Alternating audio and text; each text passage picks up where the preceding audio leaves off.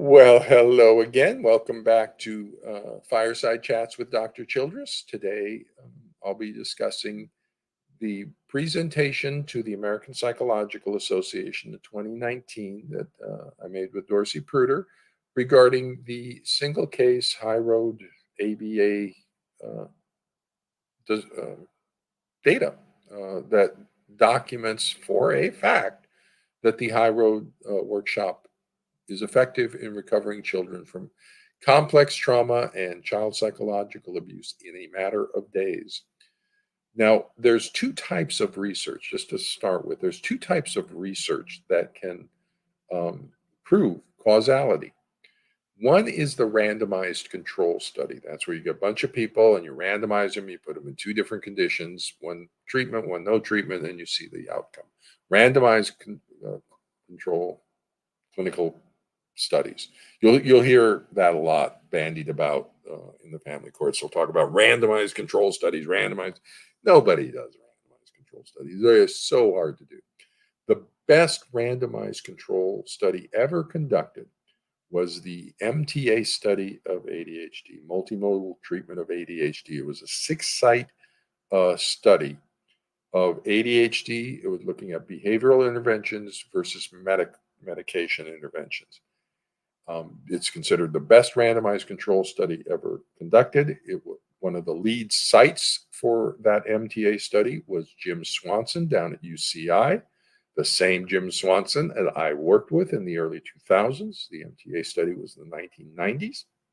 So I joined Jim Swanson's project around ADHD. He was moving into ADHD in preschoolers when he brought me on.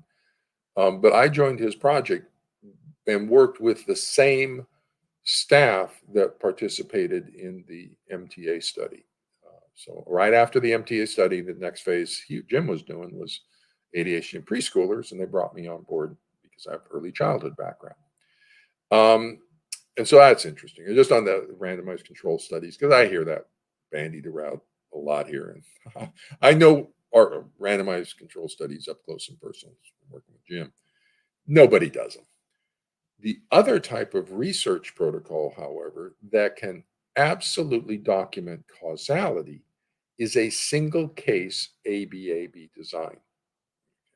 It's moving the person through a series of conditions. No intervention, intervention, no intervention, intervention. And you watch the child get better, get worse, get better, get worse as you move them through the phases. That will absolutely verify causality. So there's two research methodologies that can prove causality. One of them is this data from the high road, single case ABA data. Now, the problem on single case ABA data is it worked for one child or one person. Will it work for others? It's called external validity. Will it work generally in the population, or was it only for this one person? And so what we do with single case data is you replicate it. And typically about 5 replications is enough to prove, no, it's not just this person. The intervention is actually doing it. Now, Dorcy collects outcome measures on all of her high road workshops. She collects the parent-child relationship rating scale that I formulated. It's not a big thing. It's just a 7-point rating scale. They're called a Likert rating, from 1 to 2s being awful and 6 and 7 being wonderful. And it's on 3 items: affection, cooperation, social involvement. So every day, the targeted parent rates the child on affection, cooperation, social involvement, 1 to 7, and then emails those numbers to the therapist, who puts them in the Excel file. Now, in Dorcy's case, for her workshop, she collects this information, the ratings, at half-day intervals. So halfway in the morning, and then the afternoon, and evening. And so that's what you'll see in the 2-day high road workshop is half-day interval ratings. In standard therapy, the follow-up, the second A phase of my follow-up care therapy, they were daily ratings on the same 3 scales. And so if the follow-up care therapist for every high road or any high road were simply to continue collecting that outcome data during their therapy, then every single high road would become a single case ABA design. And without that data, it's just sort of a pre-test, post-test. You come in and awful, you leave in wonderful. And was it Dorcy or just coincidence? It was Dorcy. It was a high road workshop. So she collects that data on everybody. So she's very data driven. Um, and I recommend that all treatment providers everywhere for their therapy, everywhere, start collecting that outcome measure. They should all be collecting an outcome measure. And this is the best one. It's the Likert scale on the three appropriate symptoms. The affection rating monitors the attachment networks. The cooperation rating monitors the emotional regulation networks, and the social involvement monitors mood and arousal. So I'm actually monitoring various brain systems in those ratings. And you look at external, oh, the child's affect. No, I'm actually in their brain. And we'll talk about that a little bit when we hit my follow-up care therapy. And so we're over in the Netherlands, and Dorcy asked me to be the follow-up care therapist for this particular client, 15-year-old male adolescent. And I put up some barriers first, said, no, I don't want to do it. She kind of wore me down, and I said, okay, I'll be the follow-up care therapist. And I continued to collect daily ratings from the mother regarding affection, cooperation, and social involvement. And that's the ABA data, which is this, okay? So down at the bottom there, you will see the dates of the various ratings. The first A phase is no intervention. So that was before the workshop. So that's how the child's coming in. The child's coming in with ratings of 1s and 2s. They are not cooperative, there's no affection, and they are not involved with that mother, the young man. Then look what happens. B phase is the high road workshop. Look what happens. Holy cow. I refer to this as like Lazarus being raised from the dead. Holy cow. You know, the child was flatlining. And then all of a sudden, boom, they spring into life. And look at that rocket rise. The blue line is the affection rating. The gold line is the cooperation rating. And the silver line is mood and arousal. So boom, all three of those just rocket from 1s and 2s to 5s and 6s at the end of 2 days. So let that settle in for a second. The targeted parent was saying this child went from awful to wonderful in 2 days. Yikes. I mean, why aren't we just doing this in all these cases? I don't know. You know, one of the things people say is like, oh my goodness, this is so expensive, the high road. Yeah, because you got 4 days, 4 solid days of the best trauma recovery person on the planet. I mean, yeah, that's really high expertise for 4 solid days. And so, yeah, it's kind of expensive. Let's get this out into the universities and into the mental health sector, and people need to start consulting with Dorcy so that she can train up people in an appropriate way. When we first talked, Dorcy first showed me the high road protocol. I said my concern was affordability and availability. If she's the only one doing it, that's going to be a bottleneck in availability, and it's just too expensive to have the best trauma recovery person on the planet doing a workshop that actually doesn't. It's like actually pretty straightforward. Once you learn the basic structure, it's not complex, a little artful in how it's done, but it's a basic protocol it's relatively simple. So what Dorcy suggested, and what we kind of talked about, was that she would train coaches to be able to run the high road. So then she tried doing that, but it was too hard to maintain quality assurance on that.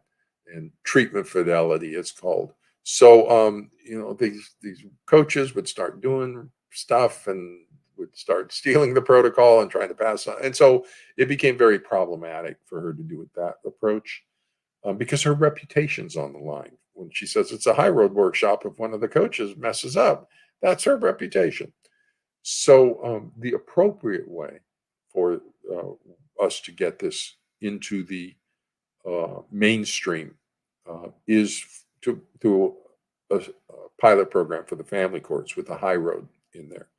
So if there's a pilot program that then the child is diagnosed as child psychological abuse and protectively separated, you would just toss the high road on that transition point, and Dorcy could do half of them, and then she could train the university researchers to do half of them. They get great data on it, and then when she leaves, they kind of have the protocol. They know what to do, and they can develop and modify it and do whatever they want with their, Michigan protocol, or with their, whatever protocol, that the university has, Penn State, protocol for recovering children.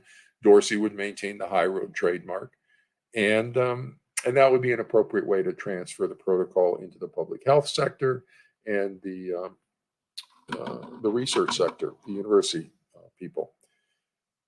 And so that's what I'm recommending. I'm recommending a pilot program for the family courts and get Dorcy involved to deliver the high road. So you'll look at this data here, and so each of those lines at the bottom is a date, and bam, it moves up to the A's in that B phase, the sixes and sevens. Then you'll see that period, like 1 and 2 there with my circled numbers. That's when my follow-up care therapy began. But those flat lines, we were still over in the Netherlands for that period. So it really wasn't until about 0.4 there. You can see where I got back and I started therapy again, and boop, boop, boop, and now they're going up and down. The thing I want to point out to you about this, just right off the top, regarding this data, first, just remarkable B. Oh my goodness. The second, though, is once I got back, not only did that recovery she accomplished was stable with no additional support until I got back. But then when I did get back, I started messing with them. I started doing stuff, and they're going up and down and doing all sorts of stuff. So if that wasn't a valid recovery, if that was just an artifice of the data or something, when I start doing something, it'll just collapse back into the same hostile, aggressive relationship they had. Nope. I was able to poke it and move it and do all sorts of stuff, and it stayed solid and it stayed resilient. In addition, I'm a good clinical psychologist with background in trauma. And when I got a 15-year-old adolescent and his mom, I kind of like did a sweep of the kid for residual trauma. What am I going to have to do in my therapy? So I look through the kid for any residual trauma from 3 years of documented child abuse by a severely narcissistic dad. And I found nothing. Okay, that he got Dorcy Pruter, in my view, on this data, got a fully clean recovery of trauma in a 15-year-old child from 3 years of documented child abuse, child psychological abuse. That is remarkable.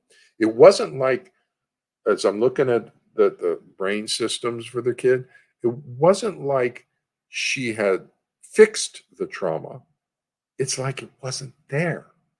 She had extracted it somehow, which is why I make the comparison to the 1918 Christmas truce in the First World War, that if you put the right context around, boop, everybody just becomes normal again. And that's how the high road works. It sets up the proper context that allows the brain systems to just pop back into like the default reset position. And so it's pretty amazing, the stuff.